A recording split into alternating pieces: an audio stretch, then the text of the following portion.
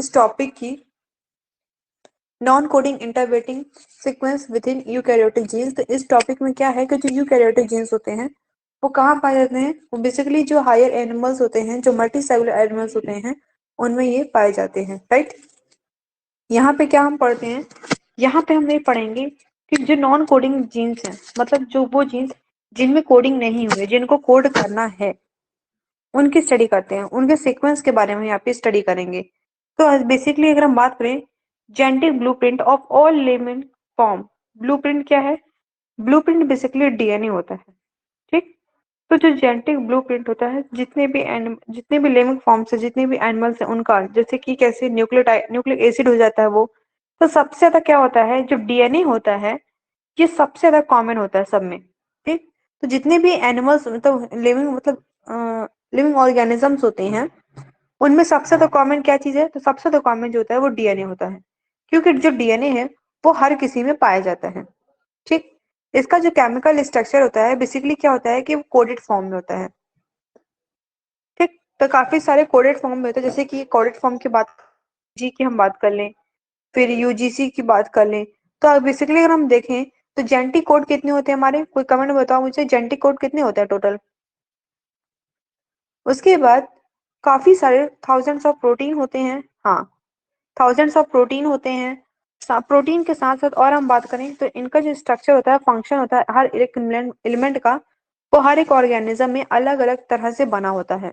और वो जो एलिमेंट्स मतलब जो होता है एलिमेंट्स, वो उनके लाइफ प्रोसेस में फंक्शन करता है, साथ ही साथ किस तरह से लाइफ को ऑपरेट करना है उसमें भी हेल्प करता है। ऑपरेट करना मतलब क्या होता है कि किस तरह से लाइफ को चलाना है, ठीक। और हम बात करें तो जो कोडिंग रीजन होता है, जहाँ पे जेनेटिक कोड होता है, जहाँ पे जीन कोड होता है, वो किसके लिए रिस्पॉन्सिबल होता है? एक्चुअली वो क्या कहते हैं, प्रोटीन के फॉर्मेशन, जो प्रोटीन का प्रोडक्शन होता है, उस पर रिस्पॉन्सिबल होता है कि जिस हिसाब से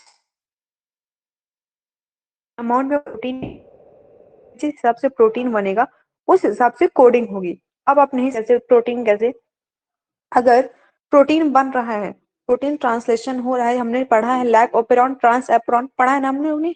तो लैक ओपेरॉन में क्या है, जब प्रोटीन बन रहा है तभी तो एमआरएनए रन करता है। जब प्रोटीन नहीं बनेगा तो कहाँ से रन कर पाएगा? तो एमआरएनए रन नहीं करेगा तो डीएनए का कोड कैसे बनेगा? तो इसी वजह से प्रोटीन पे बहुत ज्यादा डिपेंड करता है, ठीक। जो प्रोटीन होता है लगभग 1.5% जो ऑर्गेनिज्म के डीएनए में पाया जाता है। तो जो कोई भी एनिमल है अगर उसका जो डीएनए है तो उसमें लगभग एक 1.5 जो परसेंट होता है वो प्रोटीन की अमाउंट में प्रोटीन जो है डीएनए में प्रेजेंट होता है, ठीक। और बाकी जो क्या कहते हैं, रेस्ट जो होते हैं डीएनए, नॉन कोडिंग डीएनए जो होती हैं, वो कैसे बने होते हैं? वो क्या कहते हैं, जंक प्रोटीन के नाम से जाने जाते हैं, ठीक। यूकैरियोटिक में क्या होता है कि सबसे ज्यादा मात्रा में, सबसे ज्यादा परसेंटेज में जीनोम होता है, वो क्या होता है, वो नॉन। तो अगर हम बात करें जो यूकैरियोटिक होते हैं, जितने भी हायर एनिमल्स हैं, मल्टी सेलुलर जितने भी जीन्स होते हैं, नॉन कोडिंग डीएनए बेसिकली, वो सबसे ज्यादा उसमें पाए जाते हैं, ठीक। साथ ही साथ ये जो होते हैं, ये प्रोटीन सीक्वेंस को कम से कम कितने परसेंट में? तो कम से कम 98% में ये कोड करते हैं। तो अगर हम एक तरह से देखें तो 98% जो डीएनए होता है उसमें नॉन कोडिंग सीक्वेंस पाई जाती है। 1.5 जो होता है उसमें क्या पाया जाता है डीएनए में? तो 1.5 जो है वो प्रोटीन पाया जाता है। और जो 0.5 बचा है उसमें क्या होता है?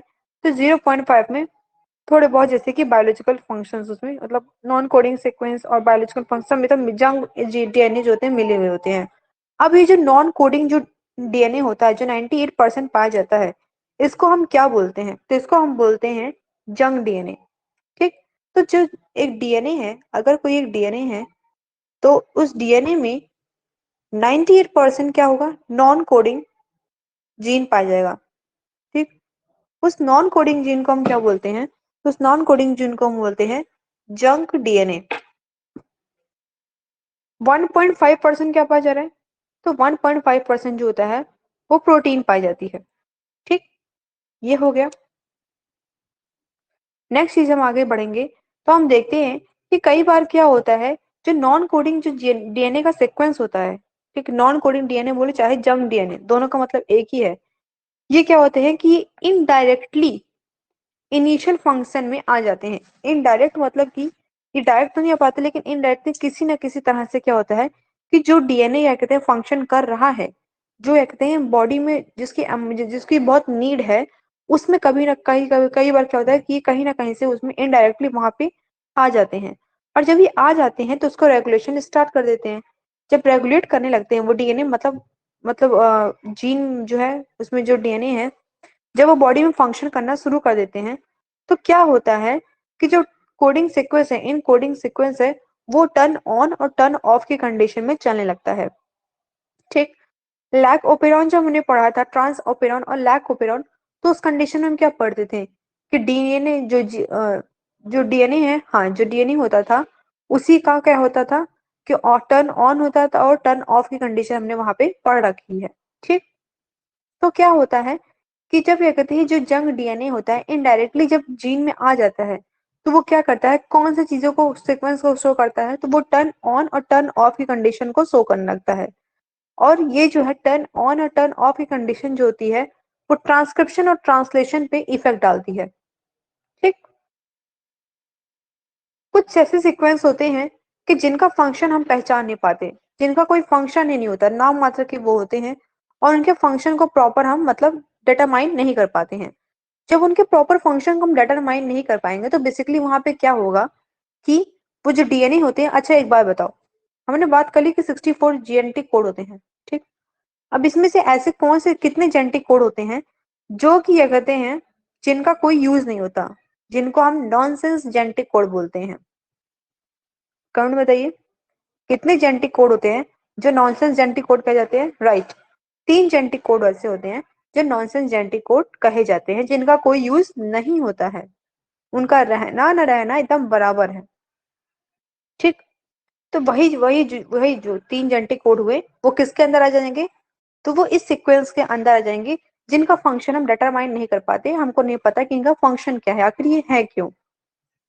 उसके बाद जो जंक डीएनए होता है, जंक डीएनए कौन है, वही नॉन कोडिंग जो क्या कहते हैं सीक्वेंस से, वही जो जंक डीएनए है, ये क्या करते हैं कि इनका जो फंक्शनिंग, ये क्या होता है, बहुत आराम से बहुत अच्छे से फंक्शन डीएनए के साथ ये फंक्शन करते हैं। साथ ही साथ फिर फंक्शन होते हैं, इसको हम आप पहचान भी जंक डीएनए होते हैं, इनके फंक्शन को आप पहचान भी सकते हैं। और ये क्या कहते हैं, जब इनिशियल जो डीएनए होता है उनके साथ जब लिंक होते हैं, जब मिक्स होते हैं, तो ये बहुत प्रॉपर और बेस्ट फंक्शन कर लेते हैं। ठीक, और इनके फंक्शन को कई बार क्या किया गया है, डिस्कवर भी किया गया है। और हम ब्रीफ में देखें तो हम देखते हैं कि जो, तो हमने देखा था इवोल्यूशन जब स्टार्टिंग हुई थी तो सबसे पहले कहाँ से स्टार्टिंग हुई थी, कौन से आए थे, तो ऐसा सबसे पहले जमीन वाले आ गए थे या फिर हवा वाले आ गए थे। सबसे पहले जो है वो आपके वाटर एनिमल्स आए थे। ठीक, पानी वाले जानवर आए थे, पानी वाले पेड़ पौधे आए थे। उसके बाद धीमे धीमे जैसे वाटर की लेवल जो है वो कम होती गई, उसी तरह से क्या हुआ कि लैंड का फॉर्मेशन हुआ। हम लोगों ने पढ़ा है ना क्लाइमेक्स वाला, याद है आपको, बॉटनी में क्लाइमैक्स, क्लाइमैक्स ये लास्ट प्रोसेस होता है ना इवोल्यूशन का, राइट। तो यहाँ पे क्या होता है बेसिकली, एक मिनट रुकिए, तो यहाँ पे क्या होता है कि जब इवोल्यूशन हुआ था तो सबसे पहले हमने क्या देखा था कि जो ऑर्गेनिज्म है ओवरऑल उसके जीन, उसके साइज क्या है, उसके जीन के, उसके डीएनए में क्या कहते हैं कैसे है, फिर उसके बाद उसके जो डीएनए है उसके अंदर कितना अमाउंट में जंक डीएनए प्रेजेंट है। तो वो चीज क्या है, ये डिस्कवरी चलती रहती है, कहीं ना कहीं हम चीजों को रिलेट करते हैं कि तब में और अब में कितना डिफरेंस हुआ है, किससे जीन्स बने हैं, कितने चेंजेस आए हैं। ठीक है, तो काफी वेरिएशन में हमने देखा, वेरिएशन मतलब क्या होता है कि जैसे एक ही प्रजाति के काफी जब परिवर्तन होते रहते हैं, ठीक, तो उनको बोलेंगे वेरिएशन। तो काफी वेरिएशन में हमने ये देखा था कि जो जीन का साइज होता है यूकैरियोट्स में, वो बेसिकली जो जंक डीएनए है सेम है, सिमिलर होता है। इस वजह से हम उसको बोलते क्या बोलते हैं, जब हमने काफी वेरिएशन में सेम देख तरह का जीन का साइज देखा, थोड़ी सिमिलरिटी पाई, तो हम उस टर्म को बोलते हैं सी पैराडॉक्स। सी वैल्यू पैराडॉक्स मतलब क्या है कि कॉपी वैल्यू मतलब जो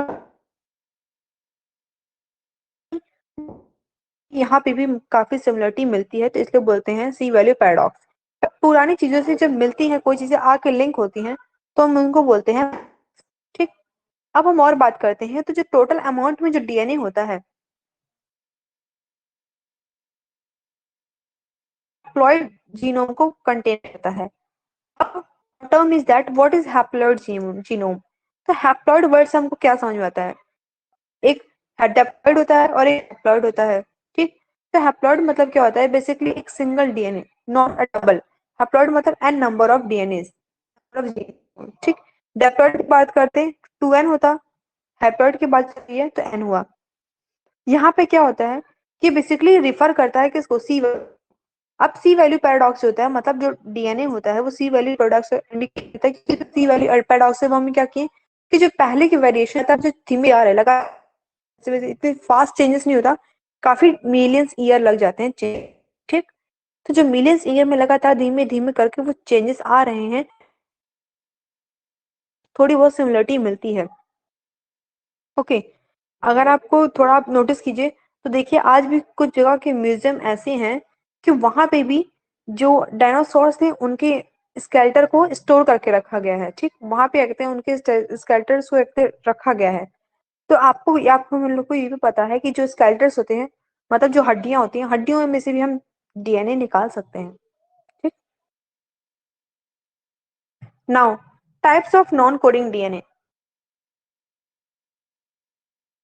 अगर हम नॉन कोडिंग डीएनए की बात करें, मतलब जंक जो डीएनए होते हैं उनके कितने टाइप्स होते हैं, तो हम देखते हैं पहला कि जो जंक डीएनए है उसके फंक्शनल आरएनए जीन्स हैं। जो फंक्शनल आरएनए जीन्स है, तो यहाँ पे क्या इसका मतलब हुआ, जो फंक्शनल आरएनए जीन होते हैं वो जीन्स जो कि जेनेटिक कोड के सीक्वेंस को ट्रांसलेट करें किसमें, प्रोटीन में, और प्रोटीन को प्रोड्यूस करें। वो जीन्स कैसे आएंगे, जैसे कि आर जीन होता है, टी जीन हो, सॉरी, वो जो आरएनए है वो कौन से होंगे, तो आर आर आरएनए होता है। चार तरह के आरएनए होते हैं आपके पास, right. R RNA, t RNA, s RNA और एम आरएनए। और सबसे तो इम्पोर्टेंट ज्यादा यूज में कौन से आते हैं, तो टी और एम जो होते हैं वो सबसे ज्यादा यूज में आते हैं। ठीक है। तो हम इसके लाइन अगर कंटेन करें तो हम देखते हैं कि लाइन जो है वो कहता है कि जो जंक फंक्शनल जो नॉन कोडिंग फंक्शन आरएनए है, नॉन कोडिंग जो फंक्शन आरएनए है, बेसिकली ये क्या होते हैं कि एक जीन्स मॉलिक्यूल्स को जब ये ट्रांसलेट नहीं करते हैं प्रोटीन में, are not translated into protein, जब ये कहते हैं प्रोटीन में ट्रांसलेट नहीं होते वो आरएनए जो कि प्रोटीन में ट्रांसलेट नहीं होते हैं, लेकिन वो क्या करते हैं कि प्रोटीन को बनाने में उनकी हेल्प करते हैं। ठीक। तो non coding functional RNA gene वो कौन से, वो कैसे आरएनए, वो आरएनए जो कि प्रोटीन में नहीं परिवर्तित होते लेकिन प्रोटीन को बनाने में मदद करते हैं। ठीक। वो आरएनए कौन कौन से आरएनए हैं, तो आर आरएनए है, टी आरएनए है, एम आरएनए है, और माइक्रो आरएनए को हम बोलते हैं एस आरएनए। ठीक। ये सारे आरएनए हैं। जो आरएनए के चारों टाइप्स है ना, ये सारे जो आरएनए होते हैं ये क्या करते हैं कि ये प्रोटीन को बनाने में मदद करते हैं, ये प्रोटीन में नहीं परिवर्तित होते। ओके।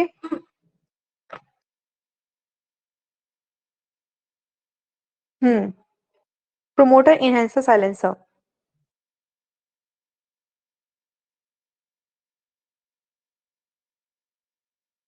और फिर क्या होता है, साथ ही साथ इनके और क्या क्वालिटीज होती हैं,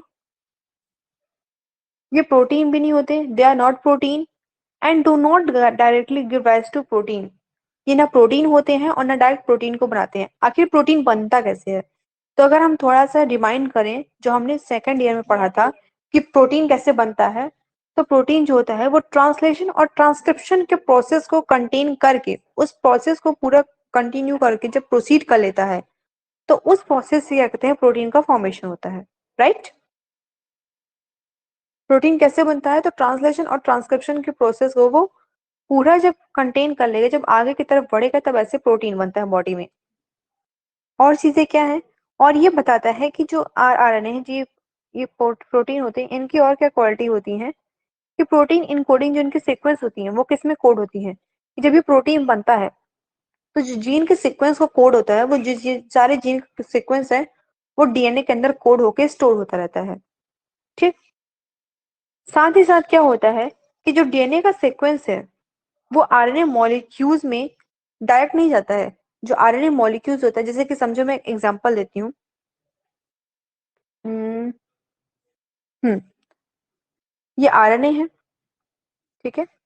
अभी जो आरएनए है ये क्या करेगा, ये तो ना प्रोटीन है और ना ही एक प्रोटीन में परिवर्तित होगा, लेकिन ये क्या पहला काम क्या कर रहा है कि प्रोटीन को फॉर्मेशन कर रहा है, मतलब प्रोड्यूसर ऑफ प्रोटीन, प्रोटीन बना रहा है। दूसरा काम इसका क्या है कि ये क्या करता है कि जब प्रोटीन बनाता है तो किसमें स्टोर करता है, इनकोड किसमें करता है, तो डीएनए में इनकोड करता है। तीसरा इसका काम क्या होता है कि ये क्या कहते हैं, जंग डीएनए के साथ ज्यादा मिक्स नहीं रहता है। ये जो आरएनए मॉलिक्यूल्स होते हैं ये इनिशियल डीएनए के साथ आते हैं और मिलते हैं, और कौन सा प्रोसेस से गुजर के प्रोटीन बनाते हैं, तो ट्रांसलेशन और ट्रांसक्रिप्शन के प्रोसेस से मिलकर प्रोटीन बनाते हैं। कौन कौन से आरएनए हैं जो प्रोटीन बनाते हैं, तो जो आरएनए के चारों टाइप्स हैं, t RNA, r RNA, s RNA, m RNA, ये चार के चारों जो आरएनए होते हैं ये प्रोटीन बनाने में हेल्प करते हैं। ठीक।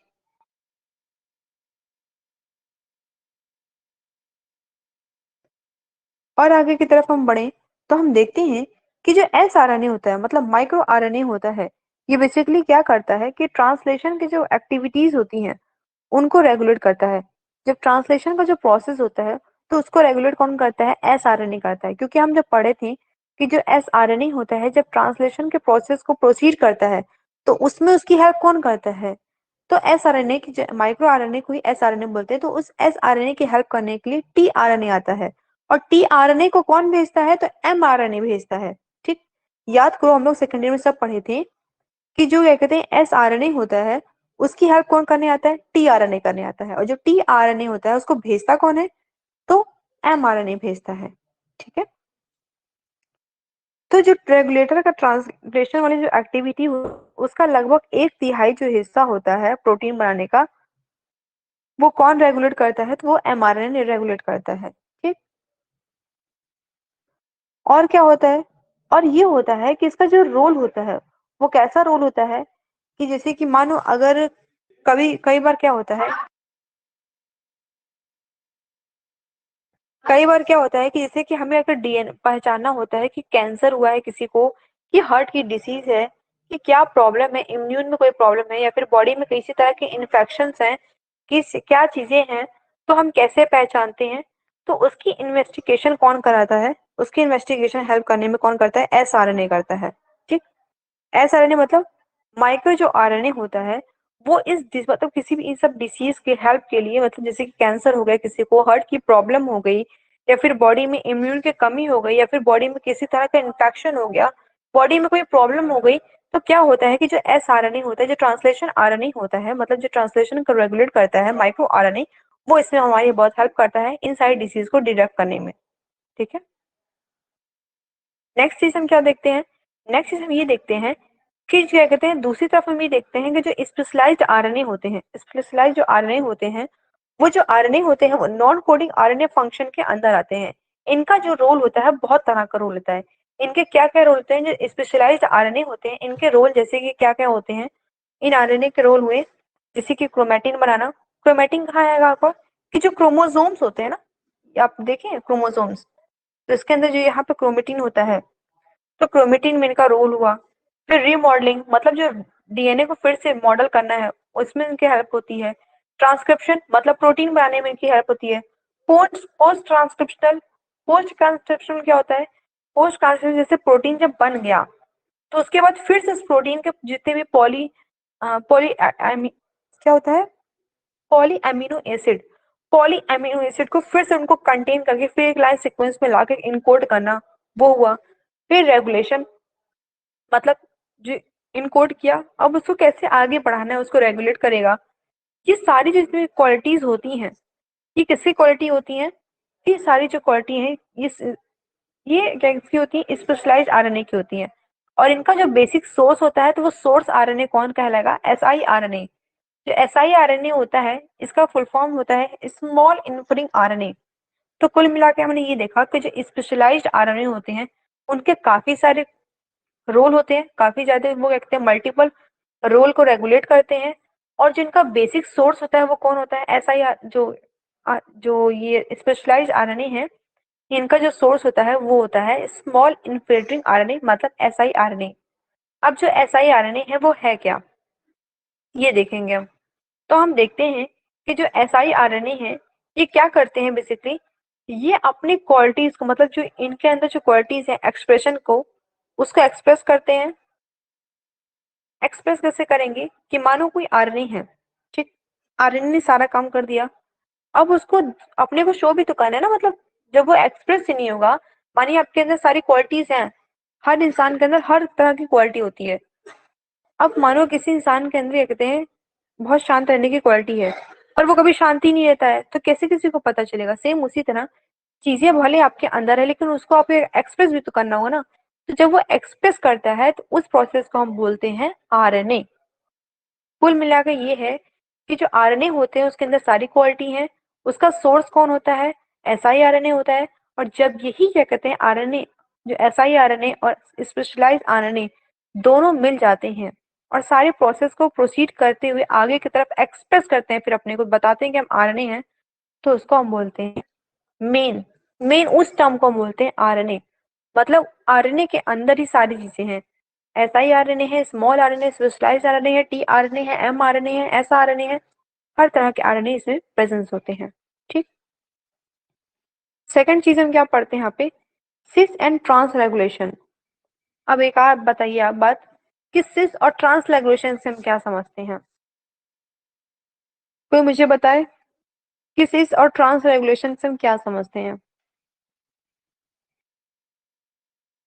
सिस और ट्रांस, जेनेटिक इंजीनियरिंग जो हम स्टार्टिंग पढ़ते हैं हमने सिस ट्रांस पढ़ा था। इसमें देखो अब फिर हम आगे बढ़ रहे हैं। This sequence control gene expression. Basically क्या होता है कि ये जो सिस ट्रांस रेगुलेशन जो एलिमेंट होते हैं ये जीन के सीक्वेंस को कंट्रोल करते हैं कि किस तरह से जीन को रेगुलेट होना है, किस तरह से अपने को एक्सप्रेस करना है। ठीक, मैं बताती हूँ सिस ट्रांस क्या होता है। सिस जो होता है तो बेसिकली क्या होता है कि जैसे यहाँ पे एक हमने ए लिखा, यहाँ बी लिखा, यहाँ सी लिखा, यहाँ डी लिखा। ट्रांस जो होता है वो एडजेसेंट होता है। ठीक, सिस जो होता है वो सेम में चलता है, सेम सेम में चलेगा। लेकिन ट्रांस क्या होगा कि वो इस तरह से चलेगा। ठीक, ये क्वालिटी होती है। ट्रांस होता है वो अपोजिट में रहता है, सिस जो होता है वो सेम में रहता है। तो यही होता है सिस और ट्रांस।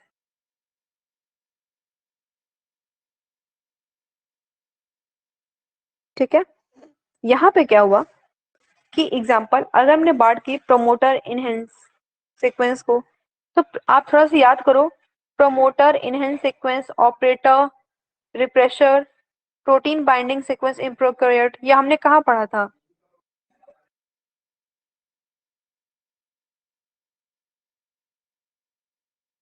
तो यहाँ हमने कहाँ पढ़ा था? तो हमने ये चीज दरवाजा बंद नहीं कर सकती हो।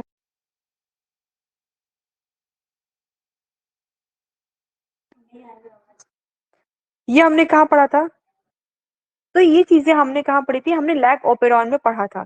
ठीक, थोड़ा याद कीजिए, ऐसे बना हुआ था ना, तीन ब्लॉक थे, ये प्रमोटर रहता था, ये इनहेंसर रहता था, यहाँ पे ऑपरेटर रहता था। ऑपरेटर जब फंक्शन करता था तो ये किसको इनहेंस करता था? ये प्रमोटर को इनहेंस करता था। उसकी वजह से फिर क्या होता था? एमआरएनए रेगुलेट होता था। याद आया कुछ?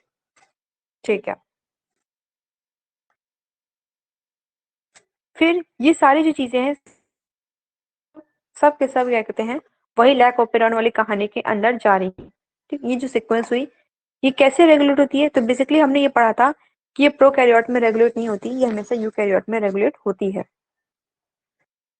All genes have regulating site. जितने भी जीन होते हैं उनके रेगुलेटिंग साइट होते हैं, उन्हीं रेगुलेटिंग साइट को हम क्या बोलते हैं? Promoter sequence. अगर कोई जीन है और वो रेगुलेट कर रहा है तो उसको हम क्या बोलते हैं? प्रमोटर सीक्वेंस बोलते हैं। ठीक, क्योंकि जो प्रमोटर सीक्वेंस होता है उसी के अंदर operator refresher, enhancer, regulating size, ये सारी चीजें उसके अंदर आ जाती हैं।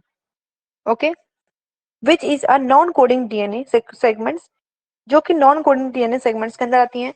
क्योंकि ये सारी चीजें जब एक साथ बढ़ेंगी, एक साथ आगे चलेंगी, तो स्वाभाविक सी बात है कि वो नॉन कोडिंग डीएनए के अंदर आएंगी, जो फंक्शनल डीएनए होता है उसके अंदर आएंगी ही।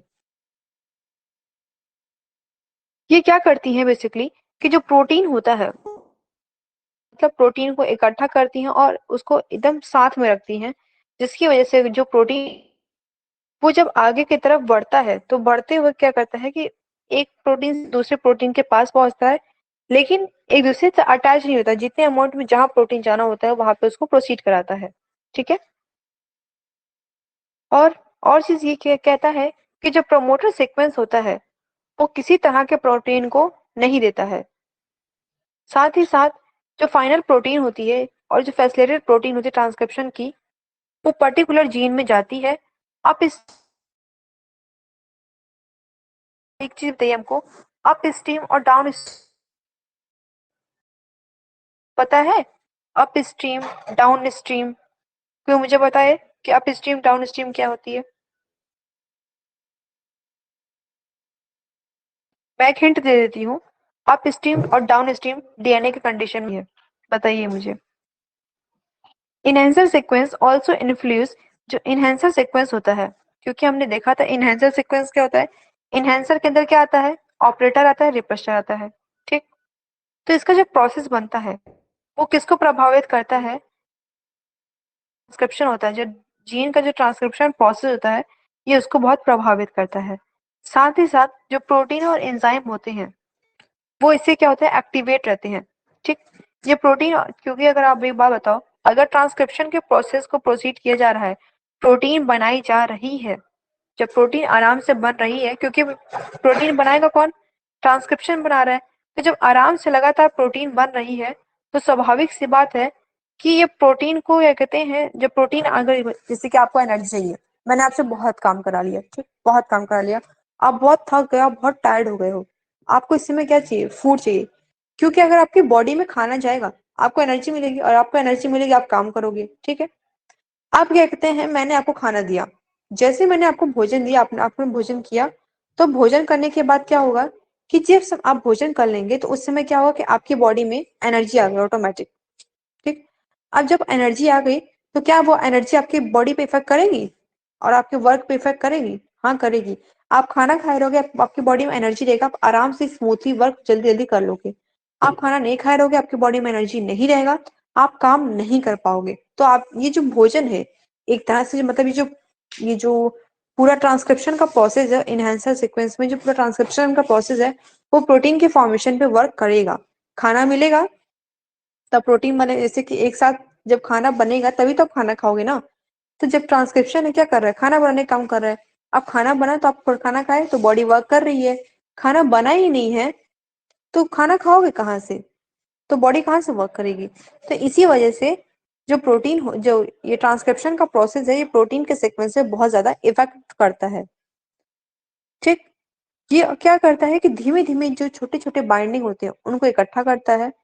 धीमे धीमे पहले छोटा छोटा बनाता है, उसके बाद इकट्ठा करता है, फिर इनको क्या कर देता है, एक दूसरे से लिंक करते चला जाता है। ठीक है। लिंक मतलब जोड़ते हुए चला जाता है। दूसरी तरफ हम क्या देखते हैं कि जो इनहिबिटरी सीक्वेंस होता है, इनहिबिटरी मतलब क्या होता है कि वो सीक्वेंस जो कि क्या कहते हैं, साइलेंसर सीक्वेंस कहे जाते हैं। ये क्या होते हैं कि ओपन बाइंडिंग करते हैं और प्रोटीन को बनने नहीं देते हैं, प्रोटीन को बनने से रोकते हैं, प्रोटीन की कमी कर देते हैं।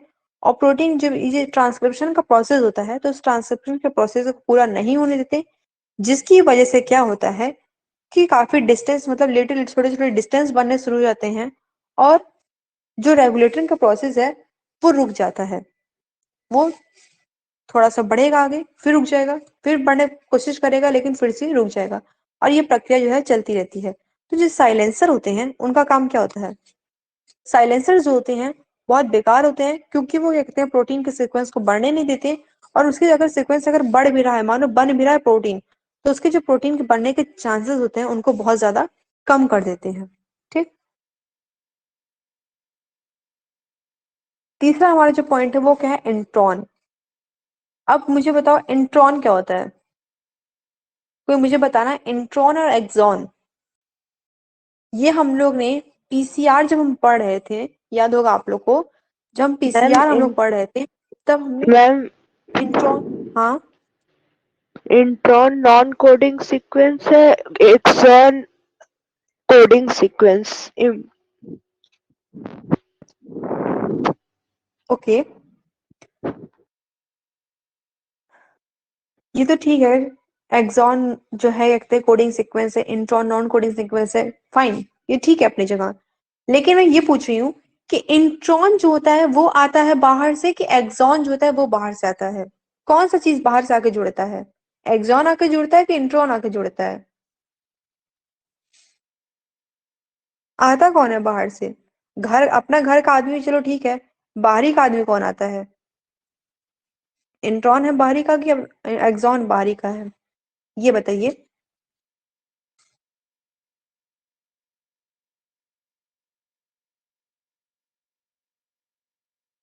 सोच के बताइएगा, ठीक है। There are non-coding sequence, sorry, they are non-coding sequence of the gene present as interpreting sequence। Exon बाहर का आदमी है, ध्यान देना आराम से, क्योंकि इसी में बहुत कंफ्यूजन होती है लोगों को।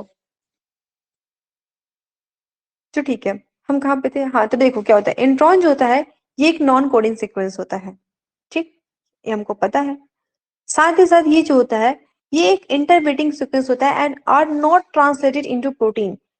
जो इंट्रॉन होता है बेसिकली ये क्या होता है कि ये क्या कहते हैं, प्रोटीन मतलब जो है ट्रांसलेट नहीं करने देता प्रोटीन को, मतलब प्रोटीन सीक्वेंस को बनाने नहीं देता है।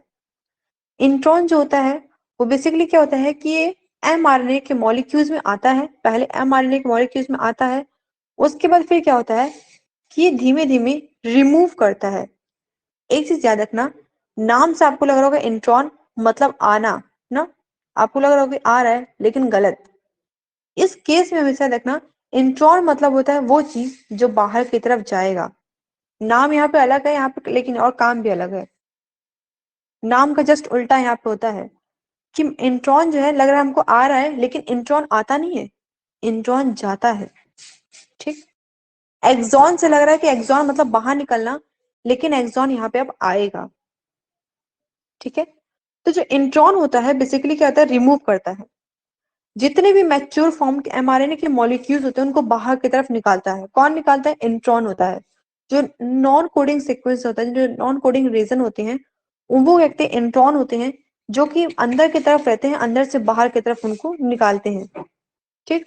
साथ ही साथ ये क्या काम करते हैं कि ये बहुत मतलब एक इंपॉर्टेंट रोल प्ले करते हैं किसमें, कंट्रोलिंग एक्टिविटी को रेगुलेट करने में। कैसे? वो इस तरह से रेगुलेट करते हैं कि जो टीआरएनए और आरआरएनए होता है, जब प्रोटीन सीक्वेंस को इनकोड करते हैं, बनाते हैं, तो उस समय क्या होता है कि जो जब कोड बन के तैयार हो जाता है, तो जो कोड होते हैं एमआरएनए जैसे कि मैसेंजर है, जैसे कि समझिए मैंने आपको मैसेज दिया कि आप सुनिए, आप जाइए इनको ये मैसेज दे दीजिए, मैं ए हूँ, ए पर्सन हूँ, मैंने आपको दिया, आप बी पर्सन हो, मैंने कहा कि आप बी पर्सन को ये मैसेज दे दीजिएगा। तो क्या कहते हैं, उस मैसेज को कौन फैलाएगा? आपको मैंने रिस्पॉन्सिबिलिटी दी फैलाने की। तो जो आप हैं वो क्या हुए, इंट्रॉन हुए, कि आप जाइए इस मैसेज को सेपरेट कीजिए, अगले को बता दीजिए, अगले बंदे को बता दीजिए कि आपको ये काम करना है, ठीक। तो आप क्या हुए, मेरे इंट्रॉन हुए, मेरे मैसेज को आपने क्या किया, बाहर फैलाया, बाहर की तरफ निकाल दिया, ठीक है। तो आप क्या हो गए, इंट्रॉन हो गए। अब जो क्या कहती है चीजें बाहर नहीं थी, एक्सॉन क्या है, एक्सॉन बाहर नहीं रहता, वो अंदर ही रहता है। मैंने आपसे कहा कि ये मेरी पर्सनल बात है, आप में ये रखते हैं, ये मेरी पर्सनल चीजें मैंने आपसे बताई, आपसे रहा नहीं गया, आपने तीसरे बंदे को बता दिया, ये आप इंट्रॉन का काम किए। फिर मैंने अगर रखते हैं आपसे फिर दूसरी पर्सनल बात बताई, आपने उसी चीज को स्टोर रखा, बाहर किसी को नहीं बताया, वो सिर्फ आप अपने तक रखे हो, तो आप मेरे क्या हो गए, आप मेरे एक्सॉन हो गए। जो चीजें मेरी हैं वो सिर्फ आपने अपने तक रखी, तो आप मेरे एक्सॉन हो गए। और जो चीज मेरी है आपने वो तीसरे बंदे को भी बता दी, तो आप मेरे इंट्रॉन हो गए, मतलब अंदर की चीजें आपने बाहर कर दी, ठीक। ये समझ में आ गया इंट्रॉन एक्सॉन की पूरी कहानी। और एक और चीज जान लो कि जो इंट्रॉन होता है उसका कोई फंक्शन नहीं होता है, वो किसी तरह के फंक्शन में रोल प्ले नहीं करता है। ठीक है। नाउ सूडोजीन, सूडोजीन से हम क्या समझते हैं? सूडोजीन ये होता है, सूडो वर्ड से हमको क्या समझता है, मतलब फॉल्स, और जीन, जीन तो जीन होता है जहां पर डीएनए स्टोर होता है, तो फॉल्स डीएनए। ठीक है। इसके ये क्या होता है, ये एक अलग तरीके का नॉन कोडिंग डीएनए होता है। इसमें बेसिकली क्या होता है सूडोजीन में, कि जो डीएनए का सीक्वेंस होता है वो इस तरह से, मतलब एक तरह का, मतलब डीएनए का सीक्वेंस है, जैसे डीएनए बना हुआ है पूरा सीक्वेंस, ठीक है, AGTC लगातार प्रोसेस चल रहा है, ठीक है, प्रोसेस बना हुआ है सीक्वेंस में, लेकिन इसका कोई फंक्शन नहीं है, इसका कोई रोल प्ले नहीं है, ये किसी तरह का, मतलब किसी तरह के रोल को प्ले नहीं कर रहा है, वो किसी तरह के फंक्शन को प्रोसीड नहीं कर रहा है, इसका रहना न रहना बराबर है। तो इस चीज को हम क्या बोलते हैं, इसको बोलेंगे हम सूडोजीन। ठीक, मतलब ये है लेकिन इसका फंक्शन कुछ नहीं है। इसमें क्या कहते हैं, जो प्रोटीन की कोडिंग हुई है वो मतलब इस तरह से हुई है कि वो लॉन्गर नहीं चल सकती, ज्यादा देर नहीं चल सकती, वो अपने को एक्सप्रेस नहीं कर पा रही है सेल्स में। जैसे कि मानिए अगर कोई पर्सन है, ठीक, अब मैं कैसे एग्जांपल दूं, हाँ ठीक है, समझिए जैसे कि मैंने दो लोग हैं, ठीक है, दो लोग हैं, मैंने दोनों लोग को बराबर में खाना दिया, दोनों लोग को मैंने अच्छे से मतलब नाश्ता पानी वानी सब कराया। अब एक जो बंदा है वो पूरा काम कर रहा है, ठीक है, पूरा काम कर रहा है, और क्या कहते हैं एक जो बंदा वो काम ही नहीं कर रहा है। तो जो बंदा जो काम नहीं कर रहा है उसका रहना न रहना बराबर ही है, कोई मतलब नहीं उसके रहने का, उसको एनर्जी मिल रही है, लेकिन वो अपने को काम नहीं, मतलब वो काम नहीं कर रहा है, एक्सप्रेस नहीं कर रहा है अपने को।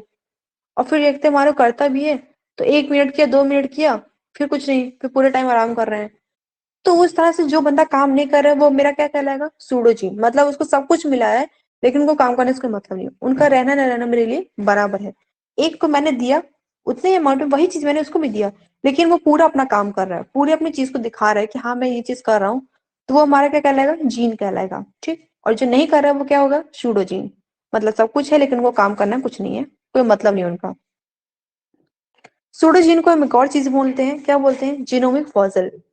जीनोमिक फॉसिल क्यों बोलते हैं, जीनोमिक फॉसिल इसलिए बोलते हैं क्योंकि जो फॉसिल्स होते हैं, फॉसिल्स क्या होते हैं बेसिकली, फॉसिल्स होते हैं एक, मतलब एक तरह का ऐसी चीजें होती हैं जो प्रेजेंट तो है हमारे पास लेकिन ये कोई फंक्शन नहीं करती, कोई वर्क नहीं करती हैं, तो फॉसिल के अंदर आ जाएंगी। ठीक है, तो इसीलिए सूडोजीन को हम जीनोमिक फॉसिल भी बोलते हैं। ये क्या होती है कि बेसिकली ये नॉन फंक्शन होती है, इनको कोई फंक्शन नहीं होता, और म्यूटेशन के समय क्या करते हैं, ये कोई किसी तरह का रोल प्ले नहीं करती हैं। म्यूटेशन के समय जब भी म्यूटेशन होता है, आपको अच्छे से पता है कि म्यूटेशन में क्या होता है, जैसे कि पहले जो जीराफ होता था, अगर मैं बात करूँ, तो जो जिराफ होता था वो कैसा रहता था, वो एक मतलब लाइक अ गोट, गोट की तरह था जिराफ। लेकिन धीमे धीमे उसने क्या किया, अपने जब उसको भूख लगती थी तो अपने नेक में वो एक्सपेंड करता गया, तो उसकी वजह से क्या होगा, जो जिराफ है उसका नेक कैसा हो गया, लंबा हो गया। ठीक, तो ये क्या हुआ म्यूटेशन में। अब उसमें उसकी जब भी म्यूटेशन हो रहा था तो कुछ जीन ऐसे होंगे उस समय जो किसी तरह का कोई फंक्शन नहीं कर रहे होंगे, कोई रोल प्ले नहीं कर रहे होंगे, तो वो जो रोल प्ले नहीं कर रहे होंगे वो सूडो जीन कहलाते हैं, और जो रोल प्ले कर रहे होंगे वो क्या कहते हैं, जीन कहलाते हैं। तो जो सूडो जीन होता है वो म्यूटेशन में कभी फंक्शन नहीं रोल प्ले करता, किसी तरह का कोई रोल नहीं करता, सेल्स में कभी फंक्शन नहीं करता है, साथ ही साथ इनको हम जीनोमिक फॉसिल भी बोलते हैं।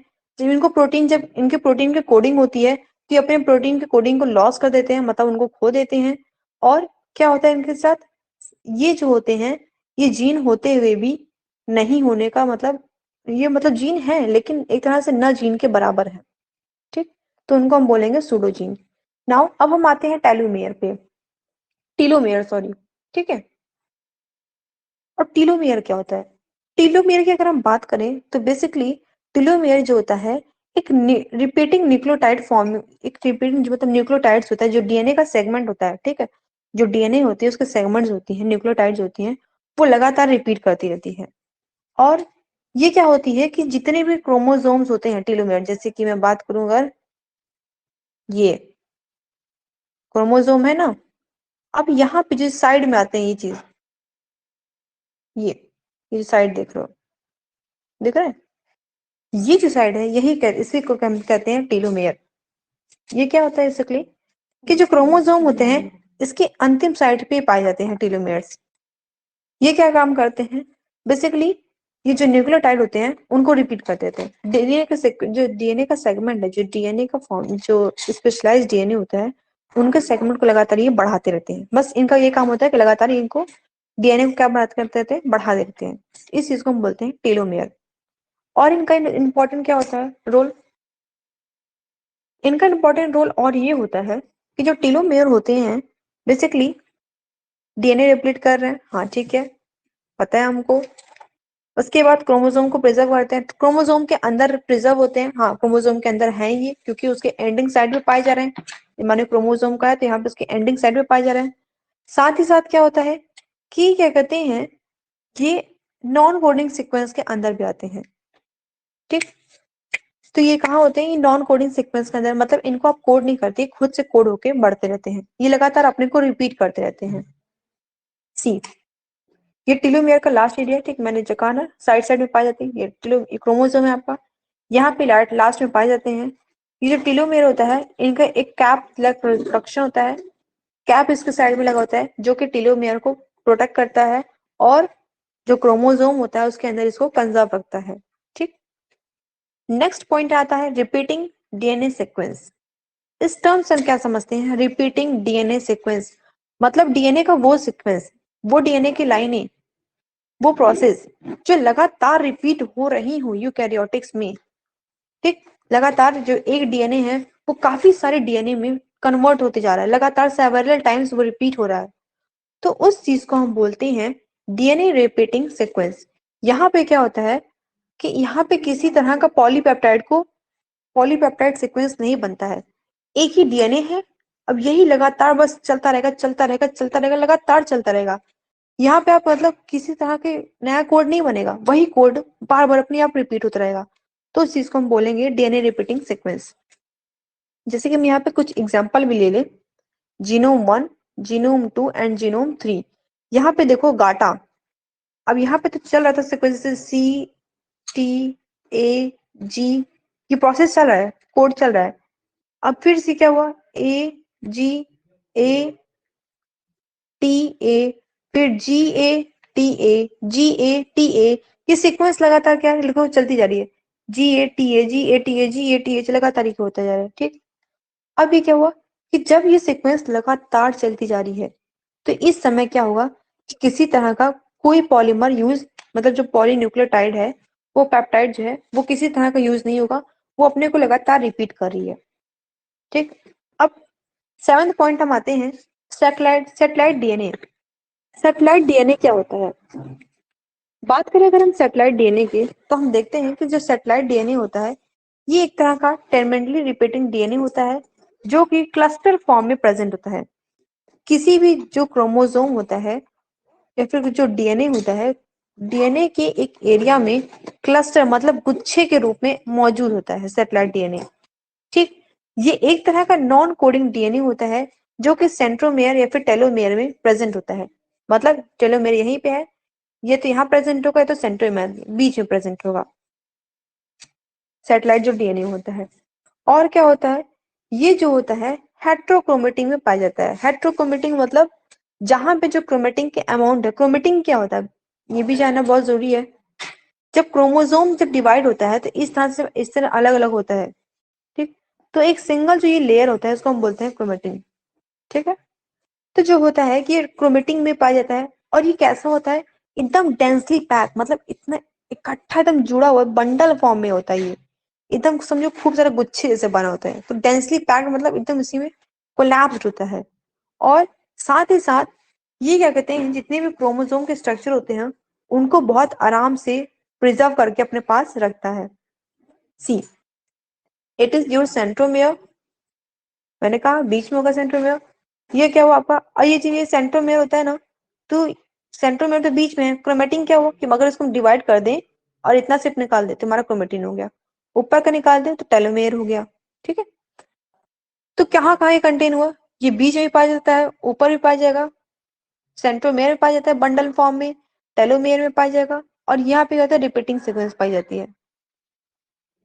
ठीक, नाउ अब हम बात करते हैं ट्रांसपोन्स। What is ट्रांसपोन्स? ट्रांसपोन्स होते क्या है? ट्रांसपोज होता है ये एक अलग तरह का नॉन कोडिंग डीएनए सीक्वेंस होता है बेसिकली। ये एक तरह का जो ऐसा सीक्वेंस होता है जो कि जीनोम में मतलब जीन्स जो होते हैं उनमें लोकेट होता है, उसमें दिखता है। साथ साथ इसकी जो लोकेशन होती है वो मतलब म्यूटेट होती है। म्यूटेट मतलब जैसे कि जब म्यूटेशन होता है, किसी भी ऑर्गेनिज्म के अंदर म्यूटेशन होता है, तो उस समय किस तरह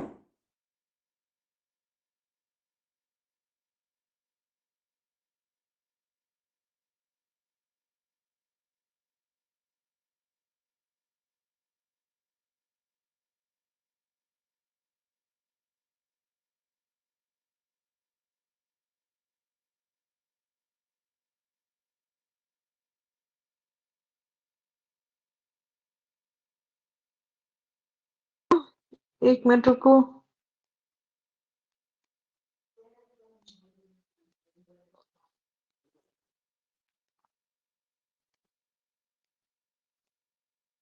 ठीक, तो हम ट्रांसपोन पे थे और हम ट्रांसपोन में तो हम ट्रांसपोन की कि एक तरह का स्पेशलाइज्ड डीएनए भी ये क्या करता है कि जो म्यूटेशन जब होता है, जब म्यूटेशन की प्रक्रिया होती है, चलती है म्यूटेशन, तो उस समय ट्रांसपोन क्या करता है कि जो जितने भी जीन सेल होते हैं, जो जीन होते हैं, उनकी जो साइज होती है उसको चेंज करता है ये। ठीक, ट्रांसपोन का ये काम है। साथ ही साथ और क्या होता है, जो ट्रांसपोन जो होता है वो नॉन कोडिंग जब ये कहते हैं, मतलब जो ट्रांसपोन होता है, नॉन कोडिंग जो डीएनए होता है, उसके अंदर सबसे ज्यादा अमाउंट में ट्रांसपोन पाया जाता है। अपने साथ कुछ चीजों को इंक्लूड करता है। सैटेलाइट डीएनए, वीएनआरटी मतलब वी मतलब वेरिएबल, एन टी मतलब टैंडम, आर मतलब रिपीट। वीएनआरटीज इसके अंदर होती है। साथ ही साथ के अंदर कुछ न्यूक्लियोटाइड सीक्वेंस, ये है कि जब चीजें सारी होती हैं, ये किस तरह से किस वायरस को रेगुलेट करना है, तो कितना बढ़ाना है, उसमें ये बहुत ज्यादा रोल प्ले करती हैं। ठीक, तो हमने क्या देखा ट्रांसपोन में हम ये देखते हैं कि जो ट्रांसपोन होता है वो क्या होता है, ये एक तरह का special non coding DNA sequence होता है। ये क्या काम करता है कि जब म्यूटेशन का प्रक्रिया होती है, जब किसी भी ऑर्गेनिज्म के म्यूटेशन होता है, तो उस समय जितने भी उनकी साइज को ये क्या कर देता है, चेंज कर देता है, उनकी साइज में चेंज। साथ ही साथ और क्या इसका ये होता है कि जो नॉन कोडिंग डीएनए हो, सबसे ज्यादा अमाउंट में ट्रांसफॉर्म उसके अंदर पाया जाता है। ये अपने साथ कुछ चीजों को लेकर चलता है। ठीक, और एक और चीज, सबसे पहली चीज जान लो कि जो म्यूटेशन होता है उसके साइज, उसमें जो जीन के साइज करता है, जीन सेल के साइज को चेंज करता है म्यूटेशन के समय। साथ ही साथ म्यूटेशन कितने परफेक्टली होना है, किस तरह से परफेक्शन में म्यूटेशन ये एकदम, ये उसके लिए भी ट्रांसपोर्न रिस्पॉन्सिबल है। ट्रांसपोर्न अपने साथ कुछ चीजों को लेकर चलता है, जैसे कि line, satellite DNA, VNTR, इन सारी चीजों को अपने साथ लेके चलता है और इसके अंदर माउंट में थोड़ी अमाउंट मौजूद होता है। ठीक है, नाउ ये सब तो हो गया। आगे function of non coding DNA, जो नॉन कोडिंग डीएनए सीक्वेंस है उसके फंक्शन क्या है, तो हम देखें डीएनए सीक्वेंस है, इसकी बायोलॉजिकल बहुत ज्यादा फंक्शन है। कैसे, जो नॉन कोडिंग डीएनए सीक्वेंस, ये कौन सी डिसीज हो रही है, कब डिसीज हो रही है, किस तरह की डिसीज हो, उसको डिडक्ट करता है। उसको डिडक्ट करने के लिए उसको पहचानता है। जब अभी जस्ट हमने पढ़ा कि जो कहते हैं डिसीज को डिडक्ट कर, डिसीज को डिडक्ट करने के लिए जिसको हम बोलते हैं माइक्रो आरएनए। माइक्रो आरएनए बड़े हेल्पफुल होता है, क्यों, काफी सारे डिडक्ट करता है। कैसे कैसे डिजीज, जैसे कि हार्ट की डिसीज, बॉडी में इम्यून के सिस्टम में किसी तरह के इन्फेक्शन आ गए, उसकी डिसीज हो गई, कैंसर की डिसीज हो गई, तो इन सारी डिसीज को ये हेल्प मतलब डिडक्ट करने में, पहचानने में बहुत हेल्प करता है। ठीक, आरएनए होता है वो माइक्रो आरएनए सोर्स होता है, और जब इन दोनों आरएनए को हम मिलाते हैं और साथ ही साथ तरह के आरएनए को मिल आरएनए, ठीक है। नाउ सेकंड इसका फंक्शन क्या है? सेकंड होता है कि डिजाइन होते हैं, उसका स्ट्रक्चर होता है, तो किस तरह से उसमें कौन से अमाउंट चीजें जानी चाहिए, ये बहुत ज्यादा रिस्पॉन्सिबल होता है। साथ ही साथ जो क्रोमोसोम है, अगर हम किसी क्रोमोसोम को बनाते हैं, ये क्रोमोसोम है, ठीक, तो इसके सेंटर में कैसे फंक्शन होना चाहिए, कितने अमाउंट में डीएनए स्टोर होना चाहिए, उसके लिए रिस्पॉन्सिबल होता है। फिर मियोसिस क्या प्रोसेस होता है, वही एक से डिवाइड हो जाता है। तो ये जो मियोसिस का प्रोसेस होता है, उस प्रोसेस के लिए रिस्पॉन्सिबल होता है। साथ ही साथ अमाउंट है वो स्टोर होने में, जैसे टेलोमेयर में डीएनए, उसके लिए भी रिस्पॉन्सिबल ये होता है। कौन? यही नॉन कोडिंग डीएनए सीक्वेंस। और क्या इसका फंक्शन होता है? जो नॉन कोडिंग डीएनए सीक्वेंस होता है, इनको जो जीन है कहाँ पे फंक्शन करना चाहिए, देखता है कि कहाँ पे जीन रिपीट हो रहा है, जीन रिपीट नहीं हो रहा है, जो कंट्रोल कितना ज्यादा है। अगर क्या कहते हैं प्रेजेंट, तो सूडोजीन अपना फंक्शन, सूडोजीन तो है ही लेकिन फंक्शन तो कर, तो सूडोजीन जहाँ उसकी जगह हटा के अच्छे जीन को लाता है जिस कर। साथ ही साथ जो नॉन कोडिंग डीएनए होते हैं वो इस तरह होते हैं, ये जो अच्छे वाले डीएनए होते हैं टर्मिनेटिंग जो स्लाइस उनके साथ मिलके प्रोटीन बनाने में हेल्प करता है, ट्रांसलेशन ट्रांसक्रिप्शन के साथ प्रोटीन का फॉर्मेशन करता है और रेगुलेट करते हैं बॉडी में। चीजें क्या है इनकी है, ठीक है।